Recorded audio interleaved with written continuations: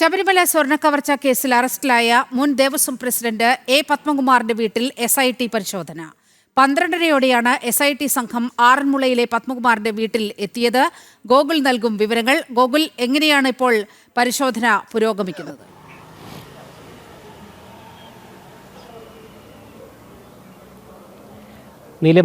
നിലവിൽ ഇപ്പോഴും SIT സംഘത്തിൻ്റെ പരിശോധന ആറന്മുളയിലുള്ള എ പത്മകുമാറിൻ്റെ വീട്ടിൽ പുരോഗമിച്ചുകൊണ്ടിരിക്കുകയാണ്. കീച്ചമ്പറമ്പിൽ എന്ന് പറയുന്ന എനിക്ക് പിന്നിൽ കാണുന്ന ഈ വീട്ടിലാണ് ഇന്ന് ഉച്ചയ്ക്ക് 12:30 മണിയോടുകൂടി SIT സംഘം എത്തി പരിശോധനകൾ നടത്തുന്നത്. ഈ പത്മകുമാറിൻ്റെ അറസ്റ്റിന് ശേഷമാണ് ഈ വീട്ടിലെത്തി പരിശോധന നടപടികൾ അന്വേഷണ സംഘം ഇപ്പോൾ നടത്തിക്കൊണ്ടിരിക്കുന്നത്. പ്രധാനമായിട്ടും ഇന്നലെ രാവിലെ പത്മകുമാറിൻ്റെ കസ്റ്റഡിയിലെടുത്തതിന് ശേഷം അന്വേഷണ സംഘം വിശദമായിട്ട് മൊഴിയെടുത്തിട്ടുണ്ടായിരുന്നു. ആ മൊഴികളുടെ അടിസ്ഥാനത്തിലുള്ള പരിശോധനയാണ് ഇന്ന് നടക്കുന്നത് എന്നാണ് നമുക്ക് മനസ്സിലാക്കുവാനായിട്ട് സാധിക്കുന്നത്. അതോടൊപ്പം തന്നെ ഒന്നാം പ്രതി ഉണ്ണികൃഷ്ണൻ പോറ്റിയുമായിട്ട് ഈ എ പത്മകുമാർ നടത്തിയിട്ടുള്ള ചില ഇടപാടുകൾ, അത് ശബരിമല കേന്ദ്രീകരിച്ചുകൊണ്ടുള്ള ഇടപാടുകളുണ്ട്. അതിന് പുറമെ മറ്റു ചില ഭൂമി ഇടപാടുകളും അതോടൊപ്പം തന്നെ സാമ്പത്തിക ഇടപാടുകളും ഒക്കെ ഒന്നാം പ്രതിയുമായി ചേർന്നുകൊണ്ട് പത്മകുമാറിനുണ്ടായിരുന്നു എന്നുള്ള കാര്യം അന്വേഷണ സംഘം കണ്ടെത്തിയിട്ടുണ്ട്. അതുമായി ബന്ധപ്പെട്ട രേഖകളടക്കം കണ്ടെത്തുന്നതിനായിരിക്കാം ഒരുപക്ഷെ പത്മകുമാറിൻ്റെ വീട്ടിൽ പരിശോധന നടത്തുന്നത് എന്നുള്ളതാണ് നമുക്ക് മനസ്സിലാക്കുവാനായിട്ട് സാധിക്കുന്നത്. എന്തായാലും 3 മണിക്കൂറിലധികമായിട്ട് ഇപ്പോഴും പരിശോധന തുടർന്നുകൊണ്ടിരിക്കുകയാണ്. അതോടൊപ്പം തന്നെ ഇന്ന് കിട്ടുന്ന അല്ലെങ്കിൽ ഇന്ന് വീട്ടിൽ നിന്നടക്കം ലഭിക്കുന്ന തെളിവുകളും വിവരങ്ങളുടെയും അടിസ്ഥാനത്തിൽ പത്മകുമാറിനെ വീണ്ടും അന്വേഷണ സംഘം ചോദ്യം ചെയ്യും. അതിനുവേണ്ടിയിട്ട് എന്തായാലും നിലവിൽ ഇപ്പോൾ റിമാൻഡിലായിട്ടുള്ള പത്മകുമാറിനായിട്ട് വീണ്ടും കസ്റ്റഡി അപേക്ഷ നൽകാൻ വേണ്ടി തന്നെയാണ് അന്വേഷണ സംഘത്തിൻ്റെ തീരുമാനം. തിങ്കളാഴ്ച കോടതിയിൽ കസ്റ്റഡി അപേക്ഷ നൽകി വീണ്ടും കസ്റ്റഡിയിൽ വാങ്ങി തുടർ ചോദ്യം ചെയ്യലുകൾക്ക് വിധേയമാക്കുന്നതിന് വേണ്ടിയിട്ടുള്ള നീക്കങ്ങളിലാണ് അന്വേഷണ സംഘം ഇപ്പോൾ ഉള്ളത്.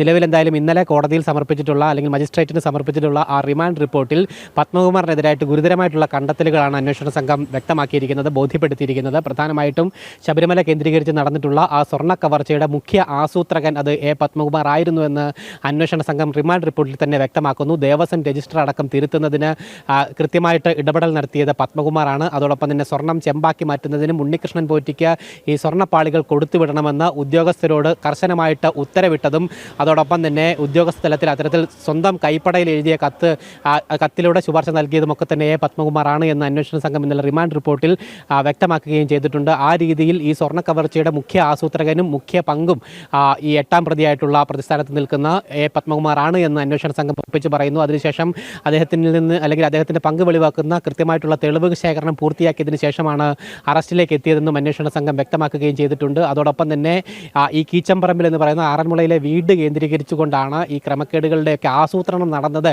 എന്നുള്ള ചില വിവരങ്ങൾ കൂടി അന്വേഷണ സംഘത്തിന് ലഭ്യമായിട്ടുണ്ട്. പ്രത്യേകിച്ച് ഉണ്ണികൃഷ്ണൻ പോറ്റിയുമായിട്ട് മുമ്പ് സൂചിപ്പിച്ചതുപോലെയുള്ള ഭൂമി ഇടപാടുകളടക്കം നടന്നിട്ടുള്ളത് ഈ വീട് കേന്ദ്രീകരിച്ചുകൊണ്ടാണ്. അതുകൊണ്ട് തന്നെ ഇവിടെ പരിശോധന നടത്തേണ്ടത് അനിവാര്യമാണ് എന്ന് കണ്ടെത്തിയതിൻ്റെ അല്ലെങ്കിൽ ആ രീതിയിലുള്ള തീരുമാനത്തിനെ തുടർന്നാണ് ഇന്നിവിടെ പരിശോധന നടത്തുന്നത് എന്നുകൂടി നമുക്ക് മനസ്സിലാക്കുവാനായിട്ട് സാധിക്കുന്നുണ്ട്. എന്തായാലും എൻ വാസുവിന് ശേഷം എ പത്മകുമാറും അറസ്റ്റിലേക്ക് നീങ്ങിയത് ഈ കേസിൽ ഏറെ നിർണായകമായിട്ടുള്ള നീക്കങ്ങളായി തന്നെ മാറുകയും ചെയ്തിട്ടുണ്ട്. ഉന്നതരിലേക്ക് കൂടി അന്വേഷണം ഈ ഘട്ടത്തിൽ നീണ്ടു കഴിഞ്ഞിരിക്കുന്നു എന്നുള്ളത് തന്നെയാണ്. ഇനി എന്തായാലും അന്വേഷണ സംഘം പത്മകുമാറിൻ്റെ കൂടി മൊഴിയുടെ അടിസ്ഥാനത്തിൽ പത്മകുമാർ നേരത്തെ മാധ്യമങ്ങളോടടക്കം പ്രതികരിക്കുന്ന വേളയിൽ പലരും ഇതിന് പിന്നെ അല്ലെങ്കിൽ തന്നേക്കാൾ അപ്പുറത്തായിട്ട് പല ക്രമക്കേടുകളും നടത്തിയ പലരും ഉണ്ട്. പത്മകുമാർ ചോദിച്ച പ്രധാനപ്പെട്ട ഒരു കാര്യമുണ്ട്. ഒരു ദേവസ്വം ബോർഡ് പ്രസിഡന്റ് വിചാരിച്ചാൽ ശബരിമലയിൽ നിന്ന് ഇത്തരത്തിലൊക്കെ സ്വർണം അടിച്ചു മാറ്റാൻ കഴിയുമോ എന്ന്. അപ്പോൾ അന്ന് പത്മകുമാർ പറഞ്ഞതിൽ ചില കാര്യങ്ങളുണ്ട് എന്നിപ്പോൾ വെളിപ്പെടുകയാണ്. കടകംപള്ളി സുരേന്ദ്രൻ്റെ അടക്കം പങ്ക് പുറത്തു വരുന്ന ഒരു സാഹചര്യമുണ്ട്. കടകംപള്ളി സുരേന്ദ്രനെ പോലെ ഒരാളെ ഈ ചോദ്യമുനയിലേക്ക് കൊണ്ടുവരണമെങ്കിൽ കൃത്യമായ തയ്യാറെടുപ്പുകൾ SITയുടെ ഭാഗത്തു നിന്നും ആവശ്യമാണ്. പത്മകുമാറിൻ്റെ കാര്യത്തിലായാലും വാസുവിൻ്റെ കാര്യത്തിലായാലും പഴുതടച്ചുകൊണ്ടുള്ള ഒരു പരിശോധന, തെളിവ് സമാഹരണം, ഇതൊക്കെ നടത്തിയതിനു ശേഷമാണ് ഇവരെ രണ്ടുപേരെയും അറസ്റ്റ് ചെയ്യുന്ന സാഹചര്യം ഉണ്ടാകുന്നത്.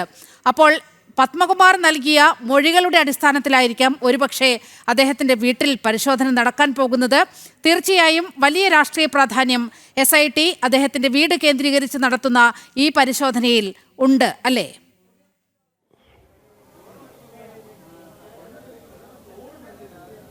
തീർച്ചയായിട്ടും അങ്ങനെ തന്നെ വേണം അനുമാനിക്കുവാനായിട്ട്. പത്മകുമാറിൽ നിന്ന് ലഭിച്ച വിവരങ്ങളുടെ അടിസ്ഥാനത്തിൽ തന്നെയാണ് ആ വീട്ടിൽ പരിശോധന നടക്കുന്നത്. അതുകൂടാതെ നമ്മൾ സൂചിപ്പിച്ച കാര്യം, അതായത് ഈ പത്മകുമാറിൻ്റെ മൊഴികൾ ഈ വരുന്ന അന്വേഷണ ഘട്ടങ്ങൾക്ക് നിർണായകമാകുമെന്നുള്ള കാര്യത്തിൽ യാതൊരു സംശയം വേണ്ട. കാരണം കൂടുതൽ വെളിപ്പെടുത്തലുകൾ നടത്താൻ ശേഷിയുള്ള ഒരാളാണ് എ പത്മകുമാർ എന്ന് പറയുന്നത്. അതായത് ഈ ഘട്ടത്തിൽ ഉദ്യോഗസ്ഥ തലത്തിലുള്ള നടപടികൾ ക്രമങ്ങളൊക്കെ പൂർത്തീകരിച്ചതിന് ശേഷമാണ് ഈ ദേവസ്വം അധികൃതരിലേക്ക് അന്വേഷണ സംഘം കടന്നത്.